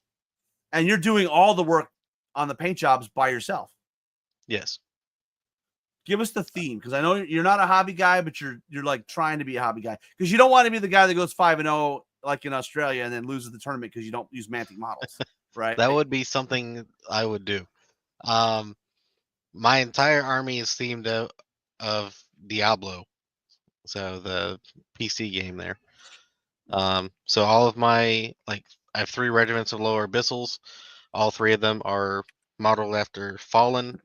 They are using the lower abyssal models from Mantic, but they are being painted and modeled as units from the game, and each one is going to be a different type of Fallen. So you see, I got them labeled Fallen, Carvers, and Devilkin, so they're different color schemes for each one. And then we got 2 is that like Moloch black, white, and gray? Yeah, no, it's red, blue, and orange. That's fantastic. Yeah, and then I've got my Moloch hordes. I've got 2 hordes there. They are the cows from the secret cow level in Diablo 2. So they're upright, walking with halberds. I've got despoiler champions on both of those. And then the despoiler champions, I'm playing all 4 despoiler champions. So the 2 single ones I've got in the list, and then the ones inside the Moloch hordes are the Cow King from the secret cow level. So this is all 3D printed stuff, I assume. Yeah, all the cows are 3D printed, and then I've got 3 dragons. Well, here's all the archfiends. They all showed up. Yeah, I've got Diablo, Mephisto, and Baal. So the 3 primevals from Diablo 2, and they're archfiends with regeneration and an extra red command die. 10 units, Andy. How are you possibly gonna that seems pretty low, bro. Everything is scoring. Everything is vicious and brutal, pretty much, other than the lower missiles. And I don't know. Well, yeah, against some players, the triple dragon is just like, if you don't have experience playing against that, it's very difficult to not give Andy flanks or not give him, the charges that he wants when he can spread out those Archfiend sight lines and create just some wicked hard angles. And it's Fireball 30. It's Fireball 30 is the thing. It's not a small to just land behind someone and be like, I'm just gonna fireball you, bro. Yeah, that's pretty rough. So he's got 10 drops and 23 unit strength. He's playing the Tempo Bard. So he's gonna have the Strider aura. He's gonna have, all the Pathfinder. Pathfinder. Yeah. Right. It's not Strider, that's Bard of Battle. But yeah. Well, should we unveil who's the unlucky person? Maybe it's lucky. Like I said, he's a local player. And we're going to go with the dirty man, Brian Swatley, who doesn't do events, but he does my event because he knows that we run a good show. Agreed, Chris. I and you know what? What I've seen is it's not painted yet, and he's got 7 days. Hey, I've got one model painted. And you got 63 to go. Yeah, so, 63 to go. Hey, but you have a display board, just not an army to sit on it yet. But wait a minute. So you got to paint this army between now by next Saturday, by a week from tomorrow. I've got 7 days to paint this army. Oh, Jeremy, what kind of nightmare fuel would that be for you? Oh, I can't even think about that. That is like awful. Oh. So I can run us through this. We got Brian Swatley, who is, I think recently you've had a good track record against him. And so that's why I said, I don't know if this is a lucky thing or not, because he's due, right? But he's got 4 regiments of Revenants. I like Revenants. And again, I should have mentioned that he has the Balladeer of Battle. So we're talking Strider aura here, guys, right? We're talking Bane Chant. Zombie Trolls. There's one more source of that Brew of Sharpness that we were talking about. It's like it's 2023 all over again. He's got a horde of whites. And then look at this. 3 Lich Kings. Wow, 3 Liches. Right? Boomstick, so he's got the Lightning Bolt and Heal, and then Heal, and Blizzard, and then Lightning Bolt and Veil of Shadows. So he's thinking he's going to get shot. Other than the Void Wranglers, I didn't see, I guess Keith's list has got some shooting, but I didn't see a preponderance of shooting. Am I wrong, guys? Am I remembering this wrong? I've got 30 Fireball. Oh, yeah, okay. Yeah, and Fireball does take the penalty for stealthy. It does. Right? Unlike Lightning Bolt. So, all right, so he's got 3 Lich Kings. I like it, but I'm also at the same time like, that's not unit strength, right? And then he's got Morgoth the Mandatory. Another dragon, guys. What's going on? What is going on? This is like the Tournament of the Dragon. I think we are seeing here. I should have named it Enter the Dragon. Yeah. Next year, boys. He's got a lot of Lightning Bolt. A lot of Lightning Bolt. Yeah. And Blizzard. Well, but don't worry, your stuff's got all regen, right? So you'll be fine. Until it's not. Yeah. Until it's not.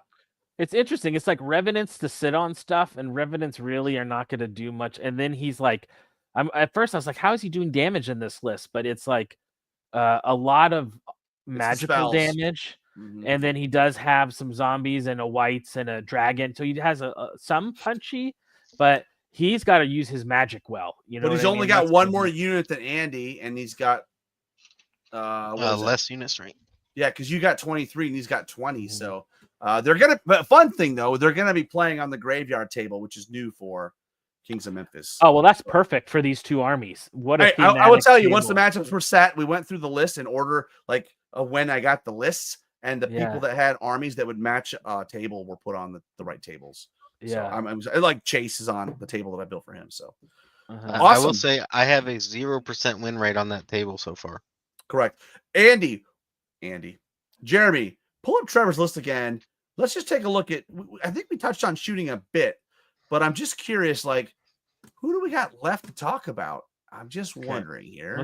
We've only got maybe maybe 10 armies left or something like that. We got to be getting down. And I'd see that Chris Bowen's really popped into the chat, and so maybe it's time to talk about Chris Bowen, the old man of the group. I think, Andy, is he 64? What was that again? I don't remember. Oh, Chris Bowen? Yeah. Let me see. I got to Well, pull we up have him. my I mean, there's Dabbler who looks like he's 64, but he's 32, right? Well, we can also take a look at power analysis. Perfect. So let's take a look at this. So this is looking at all the different factions and their top damaging units. So let's see if anything stands out here, which is interesting.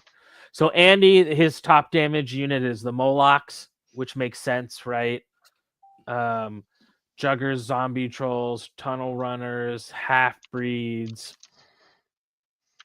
All pretty. This is all pretty standard. Looking at the average damage per unit is interesting. So it looks like most units are in that 4 to 5 range. Dylan Scribner's average damage unit is 8. What is Dylan? Let's take a look at Dylan. What is Dylan? All right, I'll bring that's Mr. pretty Dylan high That's damage per unit. So let's take a look at what it was. Okay, here we go. So he's playing Sally's. Okay. Playing Sally's. Oh, but he's a juicy salamander army. I'm liking this a lot. He's got the ceremonial guard horde, which I'm always a fan of. Phalanx is not a bad thing, right? Yeah. And then he's got 2 tyrant hordes. How many magical artifacts? He's got no artifacts of those tyrants. Let's take a look. Yeah, Dylan Scribner for magic items, it's 50 points. So he's he's got kind of like points. A couple, but not he's got a horde of Scorched Wings. He's got a Fire Drake. Mm-hmm. He's got a Phoenix, and then here's some magical artifacts. He's got a Gekatoa Skylord on Scorched Wing with Trickster's Wand for the Hex, right? Fire Sparks with Hex, so he gets Hex 2, and then a Clan Lord on Fire Drake and Rock Walls. So he's got 3 another dragon. Yeah, so this is why you can see his damage per unit is so high in the math of his list, because he's got 2 dragons and then a Fire Drake. Oh, guys, he's got a lot of big punchy titans in this list. And I think you guys are going to be super happy with this matchup. I think it's going to be a fun one to talk about. So before we get there, though, Dylan's rocking the Balladeer Battle. He's got 22 unit strength. He's only got 9 drops, guys. Does that look right to you? I think that's the only list. I'm not the lowest drops now. Yeah, no, you're second. He's 9. I mean, look at what he's bringing. He's got a Fire Drake. He's got a Clan Lord on a Fire Drake. He's got the Pale Rider. He's got a Skylord on his. I mean, he's got all the big toys. Yeah. Well, you guys want to know who he's fighting? Sure. Bam! We got Mr. Dan Kamek in Trident Realms. So Dylan's stuff looks good too. This is going to be a nice looking table. It's going to be sharp because I bet you they both have very bright colors, right? It'll be popping. But yeah, so you want Andy? You want to take us through Dan's list? Trident Realms, the Bark Skin King. Oh, I see Giga's in the list. I knew it. I knew he was a dirty man. So we have a regiment of Thule, 3 regiments of River Guard with javelins. They're good. 2 Giga Swords. A regiment of Tree Leaper Dam Busters. 2 Tidal Swarm regiments without shooting. The River Guard Arbalist. A Thule Aqua Mage with the Wild Charge Aura, Barkskin 5, and Edge Periscope. River Guard Sentinel with Sacred Horn. And that's for the Vicious Aura. The Vicious, yeah, that's awesome. Depth Horror Eternal with Orb of Towering Presence. I like that. And then, one more. River Guard Dambuster Sentinel. So 14 unit strength and 26 unit strength and 14 drops. 5 more drops than Dylan. Yeah, because it's 5 more drops and 4 more unit strength. But I mean, the question that I have is Dylan's Tyrants going to get into, is he going to shoot him off with those River Guard? I don't know. Yeah, great question. And Dylan's just got to get value from all his big stuff. He does not want to get his big stuff stuck in somewhere in a long, drawn-out ensnare slap-off fight. You know what I mean? He's going to try. Yeah, so Kyle, you finally joined us. We've already covered your list. We said it's not going to work. You're going to lose. So I'm sorry. We did give you a shout out though for having the balls to take 5 units of sharp sticks. Right, Yeah, we 2 did. of them having snare, so I get it. Yeah. I will say this. One thing I like about Dan's list is Barkskin 9. Which again, we see that Barkskin with the Trident Realms, right? That's like they have a command that gives them Barkskin too, right? Yeah, I believe so. Tri-Realms has, and you don't even have to roll for those. So you know where those are going? They're going on the Gigas. Or am I wrong? You don't roll for them, right? They're tokens. They gives you 4 tokens, right? No, you got to roll for Barkskin. No, the spell, but the command I think just gives you tokens. Oh, I'm not sure. Well, hang on. You know what? Look, let me just give you a pet peeve here. We need this companion to be a little bit better, guys. Give me the faction orders. Right. I think if you buy a die, I think they're on there. All right. Are they? I think they show up only if you buy extra. Only if you buy a die. And he didn't buy a die. Yeah, they'll only show if you. Hence the reason why I'm giving you guys the faction. I'm not giving the faction orders because there's too many, but I'm gonna in the player pack. I'll have the generic commands so you guys have it. Here we go. Barkskin goes on Gigas with the command for sure because you don't have to roll for defense 6, and that's nasty. Is it 2 Barkskin? I think. But yeah, that's great, and it's bad. Yeah, and Dan doesn't care. He's a pretty boy with a pretty army. He can afford to take a little beating in that. He just has the sun shine off of his biceps and his cut off t-shirt. Mississippi mudslide that just blinds you, and then there's right, nothing. Well, we danced around it. Let's bring up Mr. Chris Bowen's list. He's the one playing a Twilight Kin list that's a little dirty. Well, I don't know if it's dirty. He's not dirty. It's just for Bowen, it's not dirty. I guess it's all relative, right, guys? Who wants to take us through Mr. Bowen's list?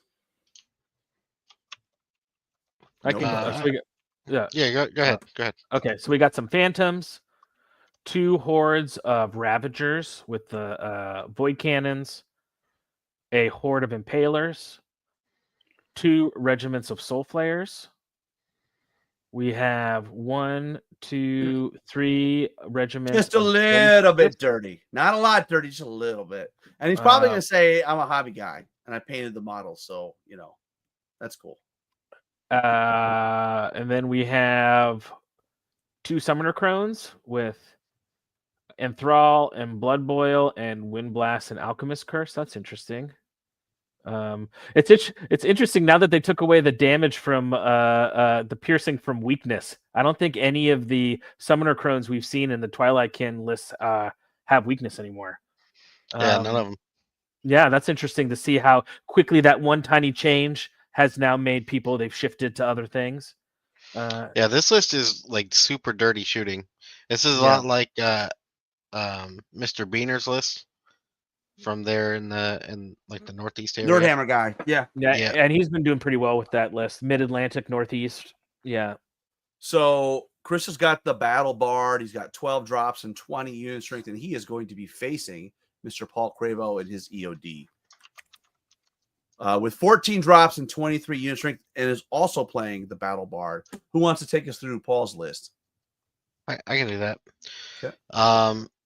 Let's see. Regiment of Skeleton Spearmen with Casket of the Damned. A troop of mummies with Casket of the Damned and Healing. Boy, I'm seeing a theme here. Yeah. 3 hordes of skeleton warriors with 2-handed weapons and Casket of the Damned. So lots of scouting. Horde of enslaved guardians with J-boots. 2 Desert Swarm regiments. A bone giant with a Slayer. A monolith. An army standard bearer on horse with the loot for Baneshant. He's got a lot of units that can make use of that Strider aura. Yeah.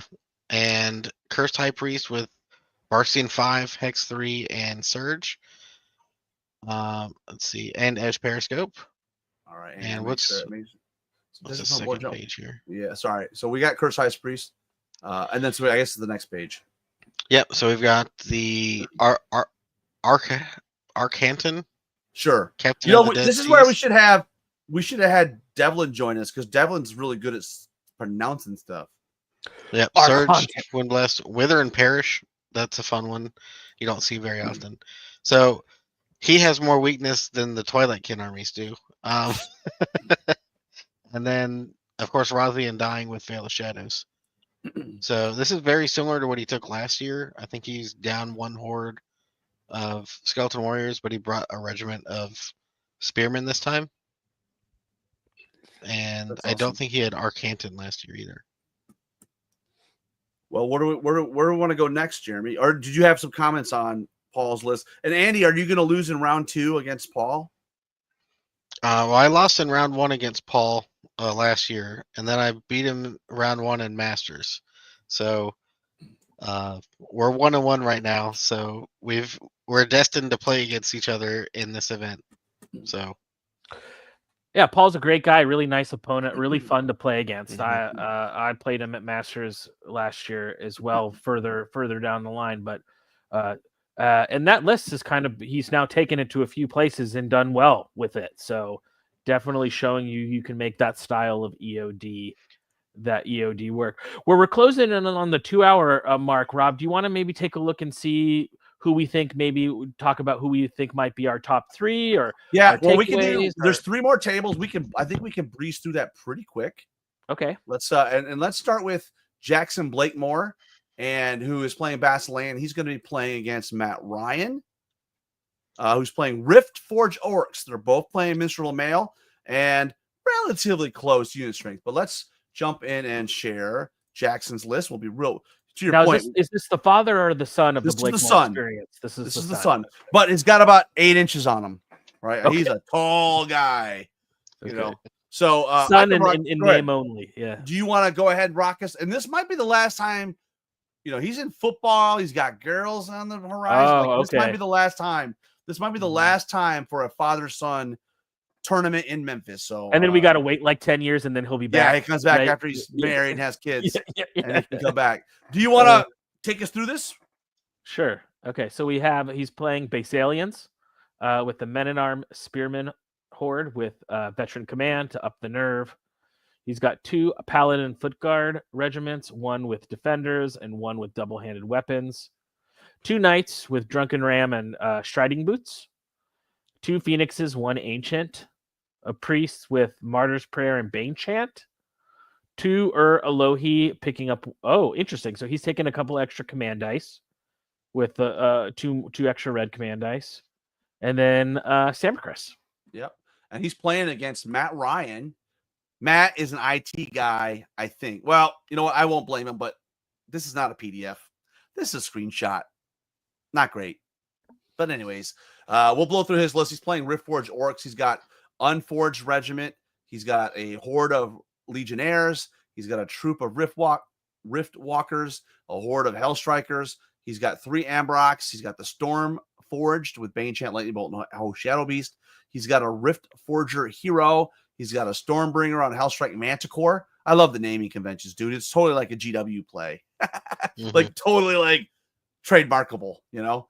Let's see. That's the lit. And so he's got the Stormbringer on Manticore, and then he's got the formation, which is 2 regiments of Legionnaires, and then 3 regiments of Legionnaires, and then Pipes of Terror. So interesting list. That's it. That's the list. So I don't know. I Jackson plays more. So I put my money on Jackson, but I think it could go either way. Let's take another table real quick. In this matchup, we're going to have Kevin Drury's father, I believe, who's playing Ogres, and he's going to be playing against Josh Edwards with Trident Realms. And I don't know Robert, so I don't know if he's Kevin's father, so he's probably pretty good. So Jackson Blakemore is playing Matt Ryan, Chris, playing Matt Ryan. All right, so we've got Hunters, which I like. And you know what? Against Josh, it's probably going to be okay. Because ensnare on ensnare is always a fun thing. And then we've got a Warrior Regiment. Then he's got, I like this guy. He's cut of a different, I like the cut of his jib, man. A Chariot Legion with Brew of Haste. I don't even know what to think about like that. That's a lot of footprint. And then I like the Mammoth. and this is a monster mash list, guys. He's got 2 Titans. He's got 2 Giants and a Mammoth, so 3 Titans and a Horde of Chariot. This is going to be a fun list to play. Oh, so this is a great compliment. Got a couple, 2 Berserker Bullies and Nom Nom. You know what? Totally fun list. Oh, he's only got 10 units as well. So that's I'm not the only one. Yeah, you're not the only one, and 20 unit strength. So, but guys, we got to get to the Mamma Jamma, the I don't want to call it the cream, but if I look at what Mr. Trevor said, he's from Wisconsin. Okay, he's from Wisconsin. I played this gentleman. I played both of these gentlemen. Now, to be fair, I'm undefeated against Bryce, and I'm 0-1 against Robert. So, just from that, if Bryce can't beat me, then I got to go with Robert here. That's just logic. But Trevor has a comment about Robert. He says, really nasty list, and I can attest it is a very nasty list. We talked about halflings. This is the guy that solved the puzzle. But let's start with Bryce, because I almost fell out of my chair. He's rocking Ratkin. I was like, what? Where's the herd? Where's the shooty elf guys? But no, he's not doing that this time. So, Andy, you want to take us through Bryce's list? Sure. And again, screenshot, guys, not a PDF. Come on, guys. No, you can do better than that, Bryce. Crystal Pendant of Retribution, though, on the spear on a horde. That's crazy, of warriors. Right? Yeah, interesting. Looks like 2 claw shot troops. Nightmare Horde with blight cannons. Vermintide Regiment with Scrying Gem. So Nobody's the only Scrying that. Gem we've seen. Yep. Mm-hmm. Yep. Tunnel Runners with Sharpness. Of course, that's one of the ideal units for Sharpness we were talking about. Yeah, exactly. Broodmother with Blight Staff, Drain Life, and the shooting from the staff. Mother Kryza. Another dragon. I guess I don't know. Maybe I'm the mother of dragons. I don't know, man. Like I have not seen this many big characters. Maybe it's the points low, right, guys? 2020. Maybe it's the lower points, and people think that a more elite build can actually function. Yep. So we got Scud, of course, and then it looks like the formation, the double shredder death. Yeah, and it has the redeployment shenanigans, right? Yeah, right. Shredders and the death engine. So 12 drops, 17 unit strength, little light, but that's why he's got both the deployment from the formation plus the Scrying Gem. And we should mention that Bryce has got 12 unit strength, or 12 drops and 17 unit strength, and he's playing Robert, who has 15 drops and 25 unit strength. They are both rocking the Balladeer battle. Let's get to Jeremy. This is the list. I'm curious to see how he does. Never been to Memphis before. He's coming in. He has no rep here, and he might catch a few people out. But why don't you go through the list? Okay, so this is Bob. Was it Southbine? It's Robert. Yeah, Robert Southbine. Yep. Robert Southbine. Well, Bob, I think he goes. Yeah, Bob. I'm not sure. I called him Mr. Southbine as he was kicking my ass. Okay, so he's running. He's one of our the third of the halfling lists, right? He's one of our halfling players. And a Masters player. He's playing for the Midwest this year at Masters. Also, cool, man. Look forward to meeting you at Masters. He's got 2 troops of stalwarts. He's got an infantry horde of stalwarts with the heroes upgrade and brew of strength. So that's a nice unit right there. Got 2 poachers, 2 edge grenadiers, as Mr. Croger would say. We got some juggers. 2 regiments of juggers. Oh, interesting. They all have special names. So we got the Heinekens and the Guinness. I love it. Dude, this is a guy that knows. By the way, for those that haven't seen his army, it's got a John Deere theme. It's like it's a farm. And some of the Iron Beasts are like harvesters. And after he runs over you with his harvester, it's got little sausages coming out of his butt. It's pretty fun. Oh, this was that guy who beat you at Adepticon, right? 100%. No, okay. He didn't beat me. He put you through the shredder. Yeah, he shredded me up and spit out a bunch of like goblin shrapnel. It was So he's got the Wild Lancer, and then he should have the Harvester. So it should be Fnuff's Bane. He's got to put that on there. The Tractor, the Dozer. I like it. It's almost like a Ninja Turtle character name, right? Tractor. I can see it. Like Tractor Bebop and Rocksteady, right? Exactly. Yeah, I'm picking up what you're throwing down. Yeah. We got a Sergeant Oscar Mayer. No, Oscar Mayer. Mayer, excuse me. And then Captain Hormel. Is this a Milwaukee? What is it? Where they have the hot dog racing contest? I mean, he's from Milwaukee, so yeah, this is like a Milwaukee Brewers game. Actually, we got going on. Yeah, that's awesome. 15 drops and 25 unit strength, so above average on both those. But I mean, this might be the time of the halflings, man. Maybe that's going to be a takeaway from this event is we're going to see halflings finish high. I should mention though that we have smaller points. We're not playing with withdrawal. We are playing with command dice, so it's got the bards, right? So it's a very. And I wonder if, Rob, as we get closer to 4th edition, are people just saying, "I want to bring my big dragons. I want to bring my fun pieces." I wonder if there's a little bit post. I mean, we already know who's qualified for Masters, right? I wonder if people are just wanting to bring a little bit. A lot of these lists just feel fun. I wonder if people are just wanting to bring fun stuff. I don't think. Does Keith bring fun? I don't think he brings fun. Maybe he does. You know what? You know what though? Well, no, because this for the Southeast, this qualifies for next year, right? Yeah. So, yeah. I mean, Nathan's not there for fun. Nathan's there for blood. Well, I mean, you have those, right? You still have some of those lists that are what you would expect, but there's a lot of like, and I don't know, maybe 2020 is such an interesting points level that maybe, like you said, maybe that is affecting some of the. All right, what I'm gonna do next, guys, is I am going to bring up basically the whole thing shows all the matchups, what tables you're playing on, what armies. It's the whole kit and caboodle. So if you want to take a screen capture, this is the time to do it. For those that are listening that are playing in our event, I'll have an email going out to the players tomorrow with all of this information captured. We will tomorrow. We will also be opening up the files so you guys can look at the army list at your leisure. Jeremy, maybe we can make a post and put the Trevor's content in there, and hopefully Trevor's still listening. Love to have him do maybe a little bit even more statistical deep dive, over on the Dyson. God, I'm spacing. What's the blog called? Trevor's. We were just talking about it. I know. I had it up. For Dyson Data. Yeah, Dyson Data. Yes, thank you. So, well, sorry. Let's just. Oh, did I bring it up? No, I didn't. So there we go. So this is the list of players. We got 28 players with 14 tables, and just left to right player, army. It's all self-explanatory. The table theme is really just, that's how I figured out who should play. So obviously Brian Swatley, I like better than Andy. So you guys are playing on the graveyard table. So yeah, I'm excited to see. I'm just excited. This might be my favorite time of the year.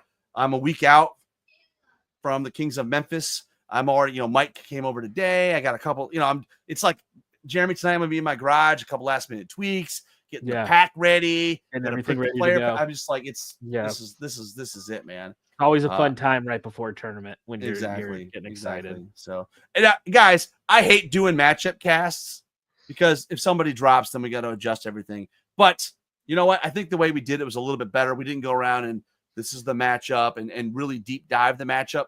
So hopefully you guys enjoyed that format. If you did, let us know. And if you think there's some things we could add to it in the future, it was really Andy that was just like, come on, Rob, let's have a matchup. And then, so this is the best you're going to get out of me, Andy, I think. I don't have, believe it or not, did we not say we weren't going to be 2 hours? Here we are. We're right at an hour and 45. We're right at 2 hours.